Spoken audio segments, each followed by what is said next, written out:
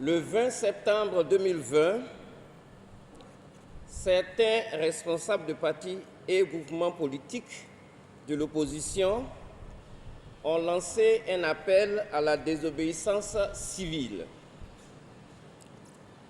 Cet appel à la désobéissance civile s'est traduit par la Commission dans plusieurs localités du pays d'actes constitutifs des infractions pénales ci-après. Actes de terrorisme, meurtres, coups et blessures volontaires, diffusion de nouvelles fausses, incendie de moyens de transport public de personnes, destruction par incendie de véhicules appartenant à autrui, vol et destruction de matériel électoral,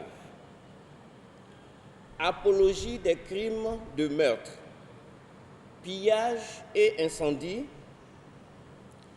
destruction d'édifices, troubles à l'ordre public, entrave à la liberté de circuler par la pose de barricades de toute nature sur la voie publique. La désobéissance civile s'est également traduite par un appel au boycott actif de l'élection présidentielle du 31 octobre 2020 à l'initiative de ces mêmes partis et groupements politiques de l'opposition. Ce boycott actif a entraîné la Commission, par les partisans de ces partis et groupements politiques, de nombreux actes d'une particulière gravité, notamment l'empêchement du vote, des meurtres, des coups et blessures volontaires, des incendies volontaires, des destructions d'édifices et de biens, des entraves à la libre circulation des biens et des personnes, des incitations à la haine et à la violence, des diffusions de nouvelles fausses dans le but de créer des affrontements intercommunautaires, etc. Le procureur de la République s'incline devant la mémoire des personnes décédées. Il adresse ses sincères condoléances aux familles de ces personnes et souhaite un prompt rétablissement aux blessés. Le lundi 2 novembre 2020, M. Pascal Affi-N'Guessan, s'exprimant au nom de ses partis et groupements politiques, a fait l'annonce de la mise en place d'un organe de transition dénommé Conseil national de transition. Cet organe, selon ses initiateurs, devait se substituer aux institutions en place. Les instigateurs de cet organe ont même annoncé la formation d'un gouvernement de transition. À l'analyse, tous les actes perpétrés et commandités par les promoteurs de cet organe avaient pour finalité d'attenter à l'autorité de l'État afin de parvenir au renversement des institutions de la République. Ces actes sont constitutifs d'attentats et de complots contre l'autorité de l'État et l'intégrité du territoire national. Le 30 octobre 2020, j'ai saisi le doyen des juges d'instruction en vue de l'ouverture d'une information judiciaire pour les faits d'actes de terrorisme, attentats et complots contre l'autorité de l'État, meurtres, vols et vols en réunion avec violence portant sur du matériel électoral et divers autres biens. Destruction volontaire de biens immeubles appartenant à une personne morale de droit public et de biens meubles, notamment du matériel électoral.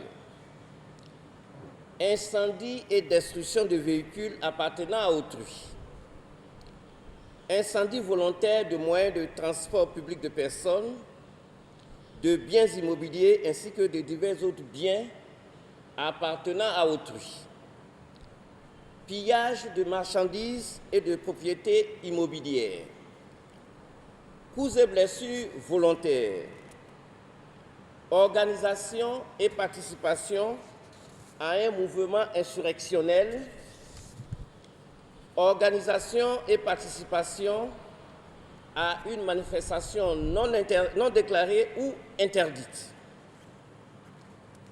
perturbation de réunions ou d'assemblées, provocation au crime de meurtre, apologie de crime de meurtre, atteinte aux opérations électorales et à l'exercice du droit de vote, publication et divulgation de nouvelles fausses.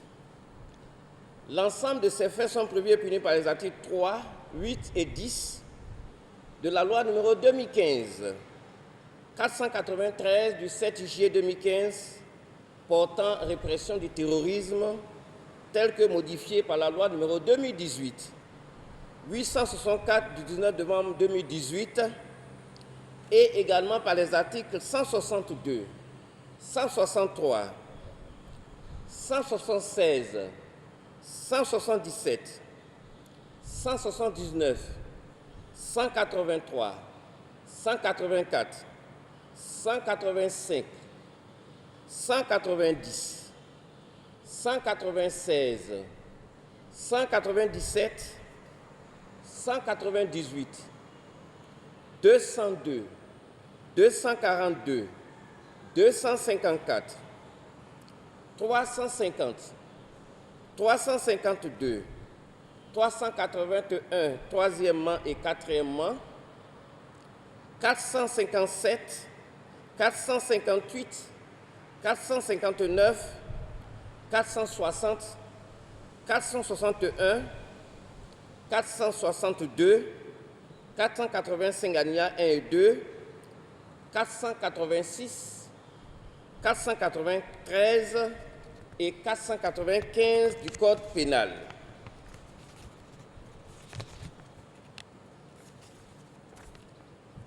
C'est le lieu d'indiquer que plusieurs personnes sont déjà détenues.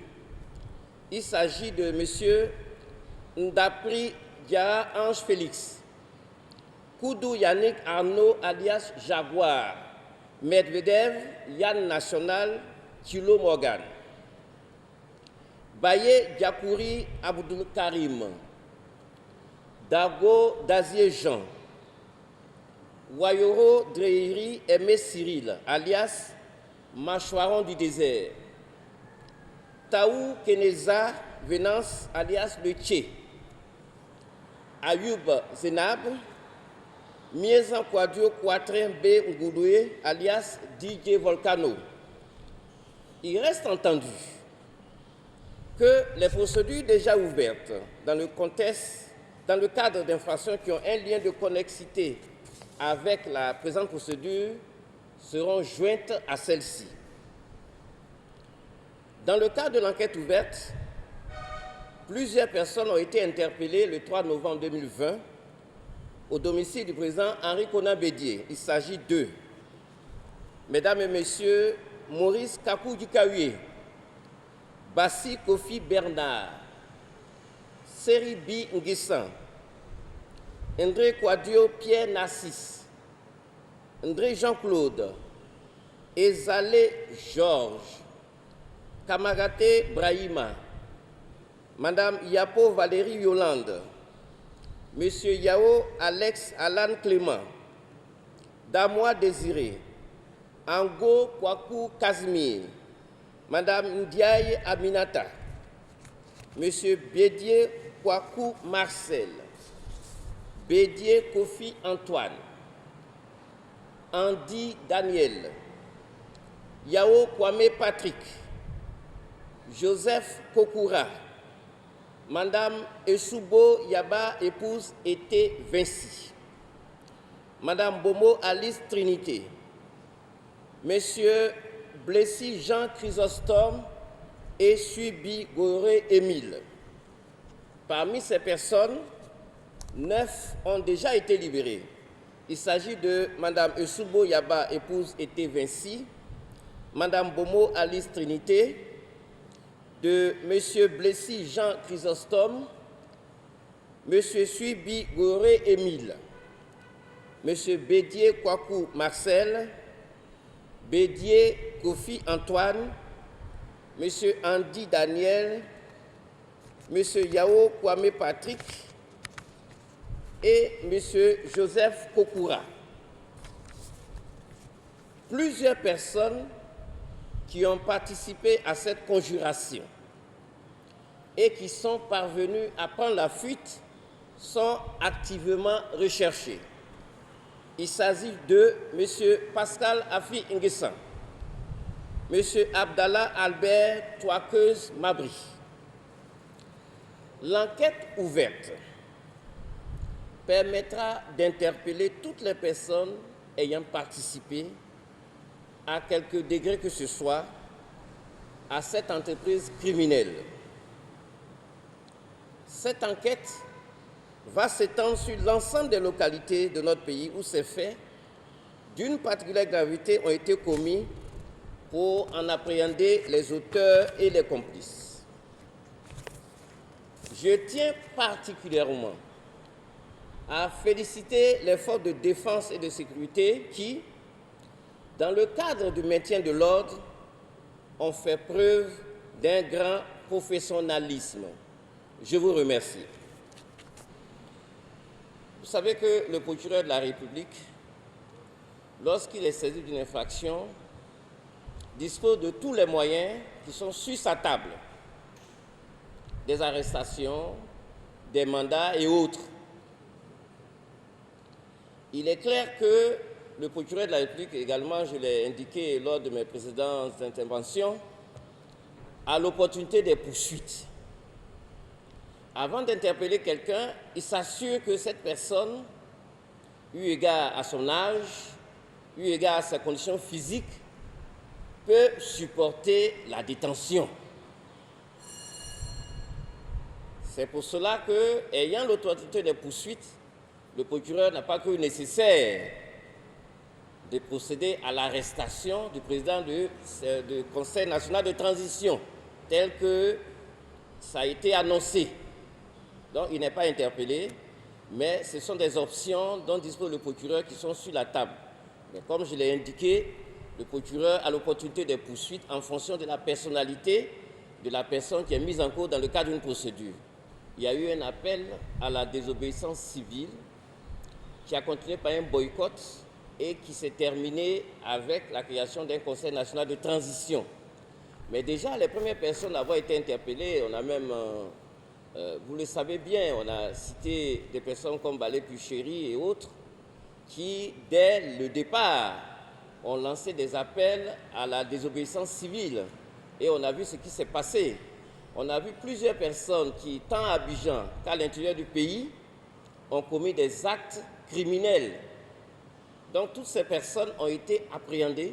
Elles sont déjà présentées devant des juges d'instruction tant à Abidjan qu'à l'intérieur du pays. Mais j'ai insisté sur la dernière phase du Conseil national de transition, puisque c'est ce qui nous a permis d'appréhender certaines autres personnes, dont certaines sont déjà avec nous, certaines sont déjà en détention, et plusieurs autres vont être présentées. Il y en a qui sont présentées aujourd'hui même au juge d'instruction. Je ne sais pas quelle sera la position que le juge va adopter parce que le procureur a la possibilité d'interpeller des personnes durant l'enquête préliminaire, mais c'est le juge d'instruction qui peut les placer en détention.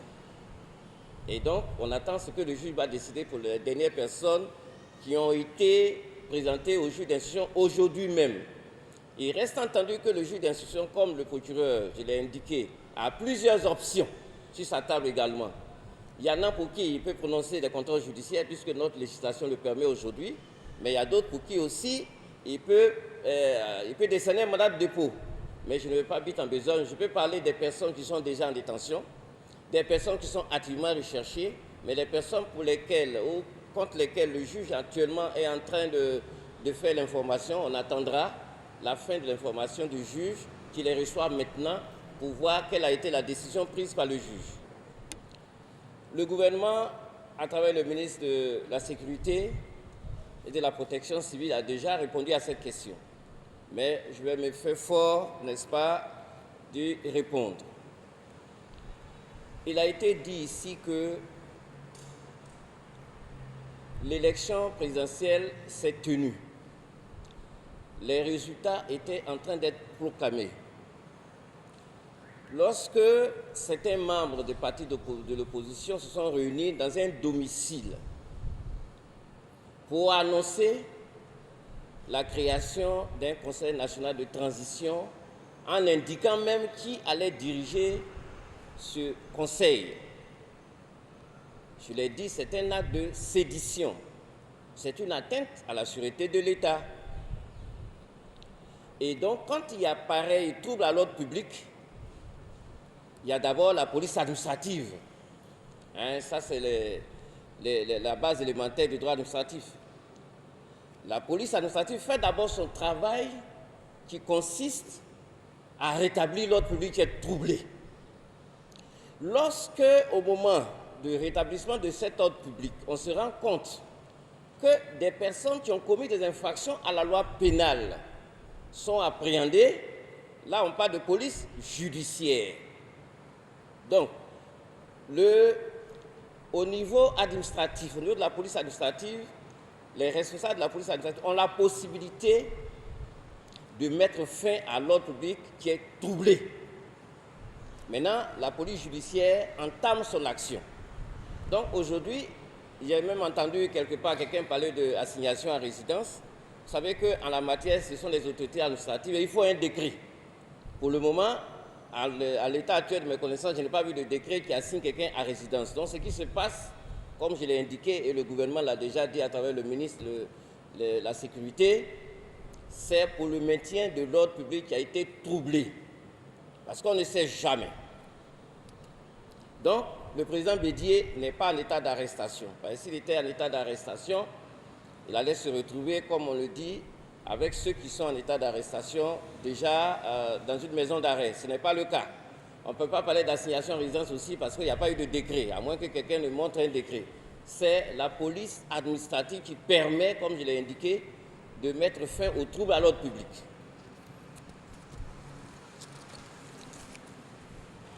Monsieur Maxime de l'Infodrome a posé la question de savoir quelles sont les peines qu'encourent M. Pascal Afingissa et M. Mabry Touakeus. Vous savez, je l'ai indiqué dans mon propos liminaire que plusieurs partis coalisés dans l'opposition ont d'abord fait un appel à la désobéissance civile. Cet appel-là s'est traduit ensuite par un boycott actif des élections à travers des incendies d'urnes, à travers des voies qu'on a obstruées et qui a entraîné même mort d'hommes parce que des personnes même ont perdu la vie. Ça, ce n'est pas à vous que je vais expliquer ça. Vous êtes des journalistes, vous avez suivi en même temps que nous. En matière pénale, celui qui appelle à la commission d'infraction à la loi pénale, et ces infractions, je vous les ai énumérées, elles vont des plus simples aux plus graves. J'ai également parlé d'actes de terrorisme. Ce n'est pas moi qui le dis, c'est la loi de 2015. Et la loi est éloquente lorsque, dans le cadre d'un pays, parce que les terroristes ne sont pas seulement ceux qui viennent de l'extérieur ou ceux qui ont proclamé tels être des terroristes, non, ou qui appartiennent à un groupe de terroristes, non. C'est lorsque les actes sont perpétrés dans un cadre bien précis. L'article 3 de la loi de 2015 sur la lutte contre le terrorisme indique bien. Et également, vous le savez, il y a eu plusieurs pertes en vie humaine, on parle de plusieurs dizaines. Dans tous les cas, les enquêtes qui sont ouvertes pourront permettre de situer exactement. Donc, celui qui lance un appel et qui, par conséquence de cet appel, il y a mort d'hommes, il y a des assassinats, il y a des personnes qui ont été brûlées vives dans leurs concessions, et la destruction des biens publics et privés, celui-là il est également responsable de toutes les conséquences au terme de la loi des actes dont il a appelé à la commission. Les faits les moins graves, c'est coups et blessures volontaires. Ça part d'1 mois.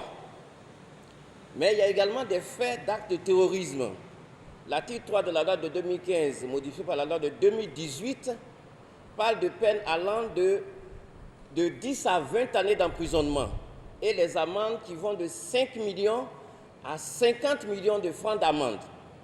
Mais également, lorsque, à l'issue donc des appels, des personnes qui vivaient tranquillement côte à côte ont dû s'affronter au point où il y a eu des morts, des personnes tuées de façon atroce, l'assassinat qui a été commis avec certaines circonstances, évidemment, c'est l'emprisonnement à vie.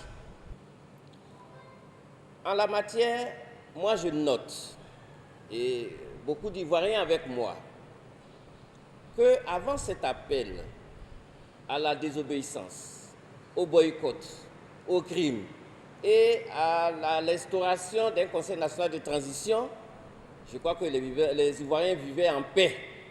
Je n'avais pas entendu qu'à Dabou, les gens s'étaient tirés dessus, qu'à Toumoudi ou à Daoukro ou ailleurs, même à Bengourou, que les gens s'étaient entretués. Mais évidemment, c'est une enquête qui est ouverte. Évidemment, lorsqu'il y a ce genre d'appel, il y a des personnes qui entendent et qui passent à l'acte. Il y a d'autres aussi qui peuvent profiter. Vous avez vu que, en plus des destructions des biens, il y a des personnes qui ont trouvé l'occasion tellement belle qu'ils ont fait main basse sur des biens publics et privés. Je l'ai également indiqué, même sur des fausses sommes d'argent. Évidemment, les enquêtes vont pouvoir situer les responsabilités des uns et des autres. Pour le moment, nous sommes encore au stade préliminaire. Et comme je l'ai indiqué, on a su que des gens ont fait des appels. Donc pour le moment, l'information judiciaire et l'enquête préliminaire se focalisent sur ces personnes. Évidemment, s'il est révélé que d'autres personnes, pour d'autres raisons, ont commis des infractions, évidemment, ces personnes-là ne pourront pas échapper à la répression. Le monsieur du Nouveau Réveil a dit que ceux qu'on qualifie de microbes ont également sévi dans plusieurs villes d'Abou, Toumoudi. Est-ce que le procureur s'intéresse à ces personnes? Bon, au risque de me répéter, je crois que ça rejoint, comme on appelle ça, la première question. Mais relativement au phénomène des microbes, que le gouvernement qualifie plutôt d'enfants en conflit avec la loi. Ça fait quelques années déjà que nous sommes procureurs de la République d'Abidjan, et vous les journalistes, vous êtes témoins, que le champ d'action de ces personnes en conflit avec la loi s'étendait surtout dans la zone d'Abidjan et dans les environs. C'est vrai que ça avait commencé à gagner quelques villes de l'intérieur, mais avec un mode opératoire spécial. Des enfants se mettaient en groupe, simulaient une bagarre et détroussaient au besoin, blessaient et tuaient même des personnes. Mais en l'espèce, j'ai l'impression que l'instrumentalisation est vite faite. En tout cas, jusqu'à ce que cet appel soit lancé, je n'avais pas entendu que ces enfants en conflit avec la loi commettaient des affrontements communautaires. Si vous en avez des exemples, vous pouvez toujours me dire. Toujours est-il que, comme je l'ai indiqué, une enquête s'intéresse à tous ceux qui ont violé la loi pénale.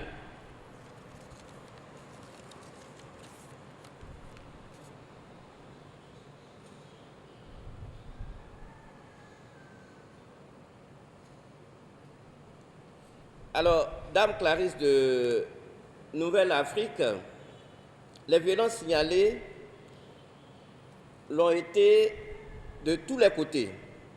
L'opposition accusant le pouvoir en place, est-ce que ça signifie que le procureur ne poursuivra qu'un seul camp?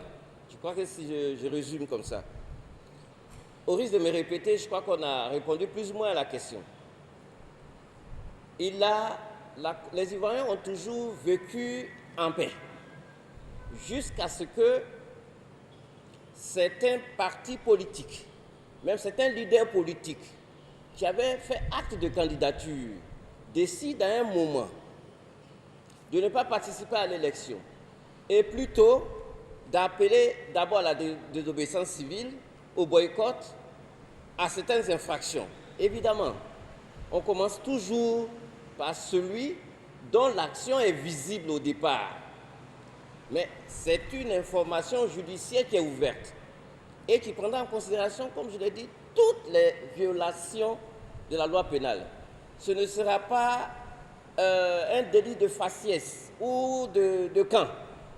Tous ceux qui, de près ou de loin, ont appelé, donc incité, tous ceux qui, de près ou de loin, ont posé des actes qui violent la loi pénale, soit pour avoir tué quelqu'un, soit pour avoir détruit des urnes, soit pour avoir brûlé des véhicules, brûlé des bus, tout cela, la loi pénale s'intéresse à eux, sans distinction. Il n'y a vraiment pas de délit de faciès ou de délit de position, qu'on soit à gauche ou à droite, non.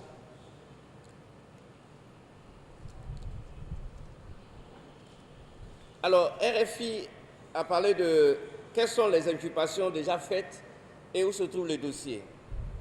Comme je dis, toutes les infractions qui nous ont été dénoncées et les personnes qui ont été donc appréhendées ont été confiées au juge d'instruction. Évidemment parce que ce sont des faits de nature criminelle. Il y a eu plusieurs morts d'hommes, vous l'avez déjà signifié. Donc, en pareille occurrence, le procureur ne peut pas saisir directement le tribunal pour jugement.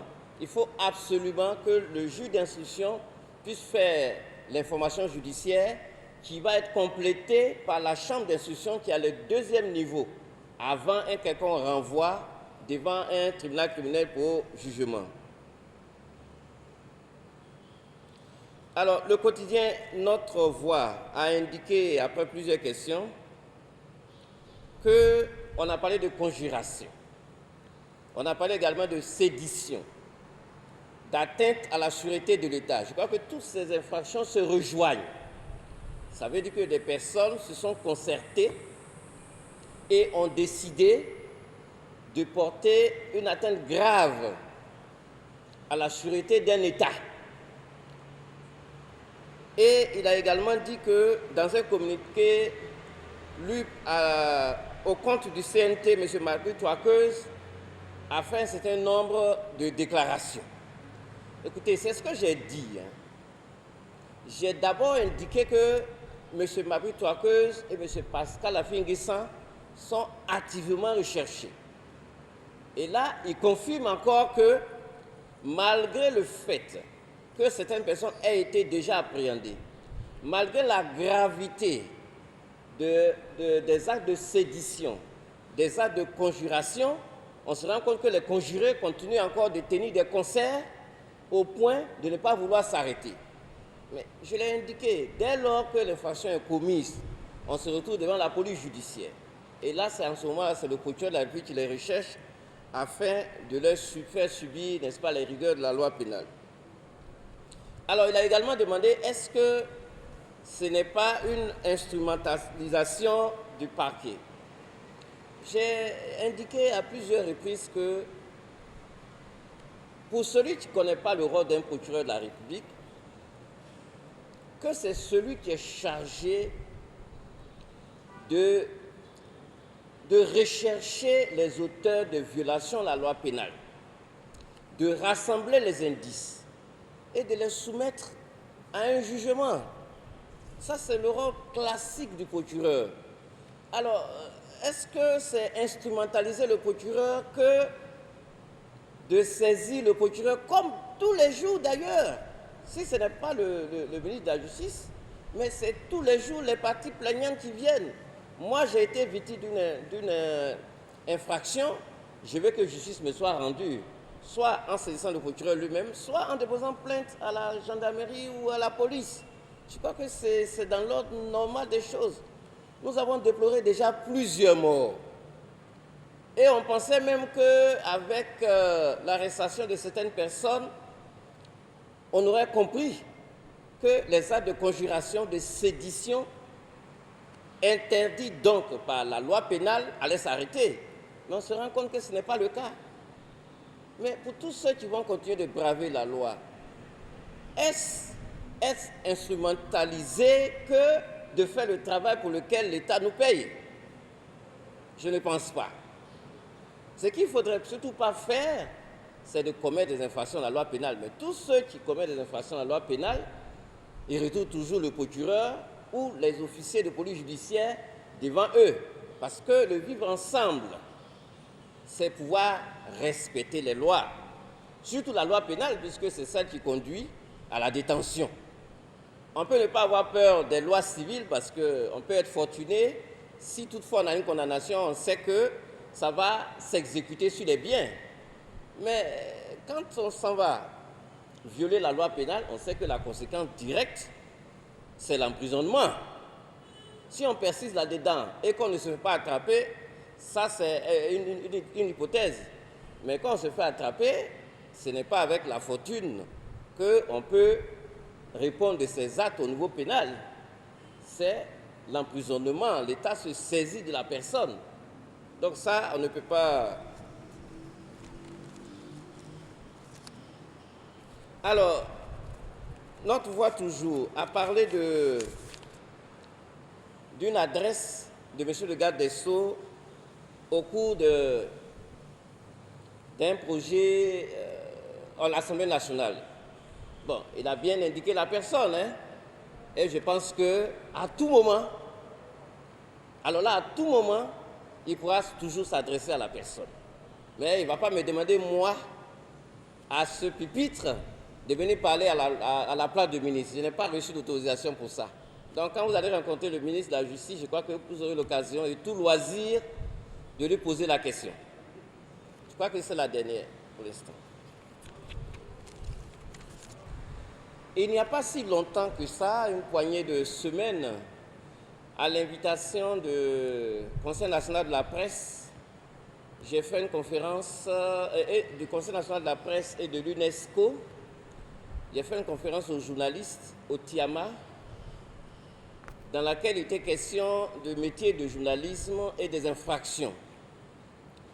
Et on s'était entendu, hein, d'ailleurs on avait parcouru la déontologie des journalistes en disant que c'était une activité qui consistait à recueillir, analyser, à commenter éventuellement, après avoir vérifié et en se conformant à une déontologie des faits qu'on va porter à la connaissance d'autrui.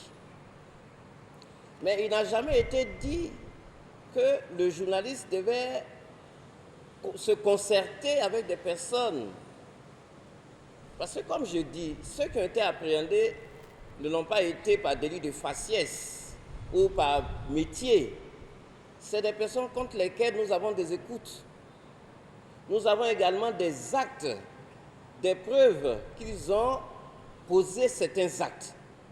Et comme la loi qui permet de réprimer les infractions en matière d'atteinte à la sûreté, de sédition et de parjuration, pas de quiconque. On peut être journaliste. Et vous le savez bien, le journaliste n'a pas une immunité totale. C'est dans le cadre des délits de presse, même dans le cadre des délits de presse, il y a un mode de poursuite du journaliste.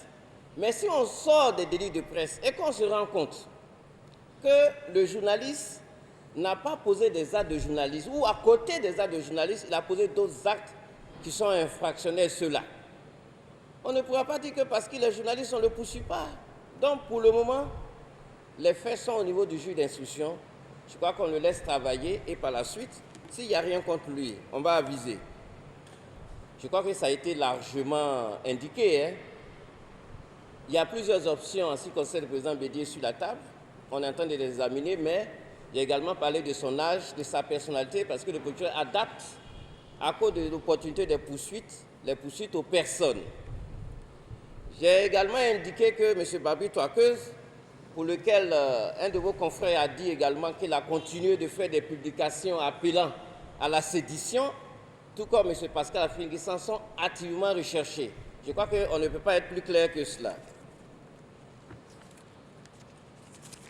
Alors, j'ai commencé la conférence par un appel qui a été fait par certains partis d'opposition. Et moi, je voudrais terminer avec votre permission par un appel. Mon appel à moi, c'est un appel à la responsabilité, à la pondération et à la modération afin de préserver nos acquis. Et l'un des acquis les plus importants, c'est la paix. Je vous remercie.